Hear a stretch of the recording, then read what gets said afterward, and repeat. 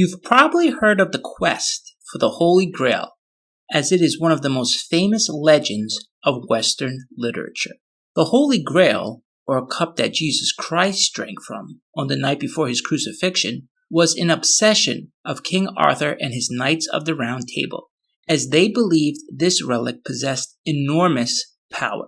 For traders, the Holy Grail is something completely different, but equally intriguing and powerful. The legend goes that there is a secret system, a forbidden knowledge that only a certain few have access to.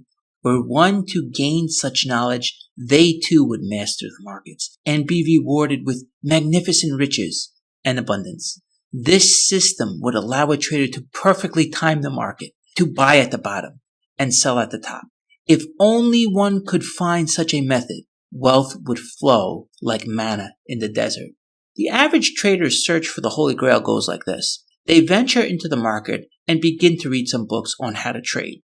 Maybe they get lucky and fall into a series of wins, or maybe they lose money right away. Sooner or later, however, they end up at the same place, frustrated and in a drawdown and in search of a new trading system. I'm as guilty as anyone of this shiny new thing syndrome. I've tried it all. Value investing, iron condors, covered calls, debit spreads, credit spreads, moving average crossover systems, pretty much every possible conceivable system you could think of. 10 years ago, I could tell you everything about all these different strategies, except, of course, how to use them to make money. Finally, after many years, it hit me like a lightning bolt. Perfection doesn't exist. No one masters the market. The Bible tells us, for everything there is a season, a time for every activity under heaven, a time to be born and a time to die, a time to plant and a time to harvest. And likewise, there is a time for every strategy. See, there are times when value investing works, and times when buy and hold works, and times when iron condors work, and even times when flipping a coin will work. A common strategy many investors use is to buy and hold an index such as the S&P 500. This works extremely well until something like 2008 happens and you see your 401k cut in half. A strategy like buy the dips works fantastically in a great bull market until it doesn't at the start of a correction when all your profits are wiped out in one healthy reaction. But what traders do is jump from one system to the next, and they never really gain skill in one particular area. Ironically, by the time a system or strategy blatantly outperforms, it is usually too late. Take Cathie Wood as an example. She was the darling of Wall Street in 2020 and saw record inflows in 2021. However, by this point, when it seemed like easy money, the juice was out of the lemon, and her ARK fund found drastically difficult times. I want you to imagine that there is a new manager of your favorite baseball team. In an effort to win as many games as possible, he decides that he will only play perfect players. Anytime a player strikes out, he will cut them. Now, how do you think that manager will do? To put it bluntly, his team's going to suck because he never gives anyone a chance, because anytime someone strikes out, he just gets rid of them. Now, a shrewd baseball manager understands that players go through slumps. He understands it's just part of the game. So what does he do? Well, most likely he'll give them some time off to rest and reset and then bring them back when the odds of getting a hit are greater. But this is not what most traders do. They usually take one of two paths. First, they either just jump to a new strategy like the manager who cuts his players, or they stubbornly revenge trade in hopes of getting back their money quickly. Rather than admitting their strategies out of season, they try to force their will upon the market, like jamming a square into a round hole. The more they force, the deeper the hole they dig, until it gets to the point where they give up, scream the market is rigged, or jump back to another strategy that they used to use. No matter which they choose, the path they are on will ultimately end with massive losses. The key is to understand that no system is perfect, and that every strategy will have its season in the sun. Rather than jumping around and being a jack of all trades, master of none, decide to make a commitment. Decide you will be great at one thing. Just as Tom Brady doesn't try to kick field goals, make a decision to be an expert in one particular area. Sure, You will have to sit out sometimes, but if you are patient, one day your preparation will meet opportunity and massive profits will follow. This is actually why trading someone else's tips will never work.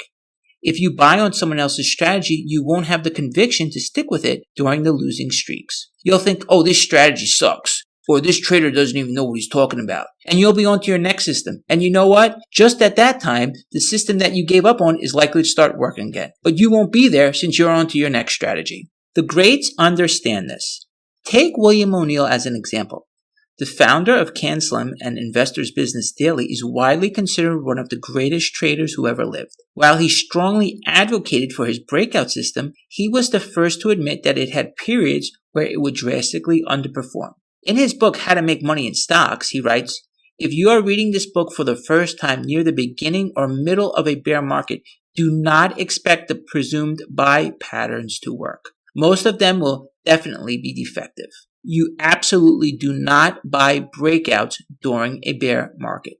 Most of them will fail." O'Neill understood that there is a time for his system, and it's okay if his strategy doesn't work every day.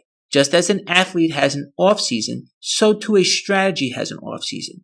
Traders, like athletes, can use this period of time to prepare for their next period of action.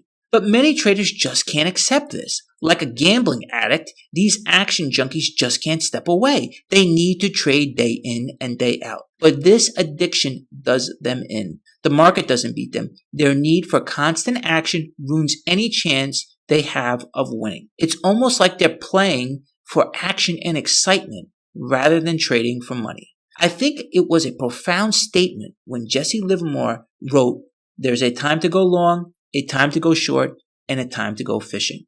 So now that we know there is no Holy Grail, what should we do? Is any conceivable chance we ever had of winning gone? Are we bound to be hopeless and forlorn forever? The answer is actually quite simple.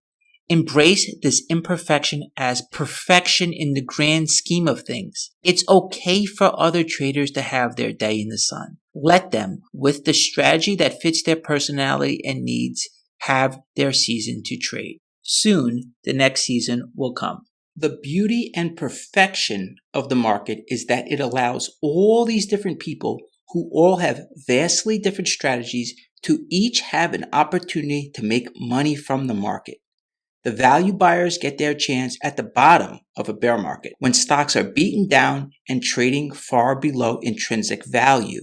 The breakout traders get their chance as the new bull market emerges. The pullback buyers come in as the market continues its upward trend, and later other strategies have their season as volatility picks up and the market starts to turn over. I like to think of it like children at a playground.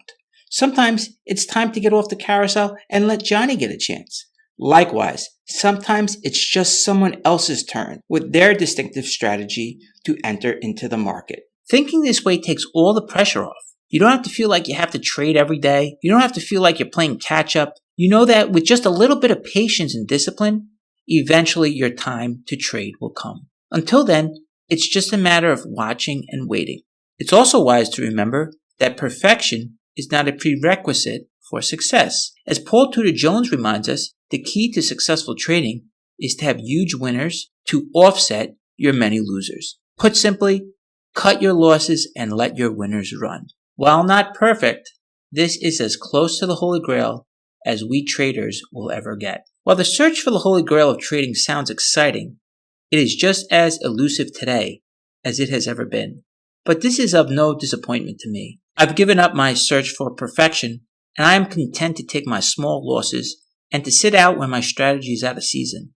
I'm happy to leave the quest for the Holy Grail to King Arthur and his knights.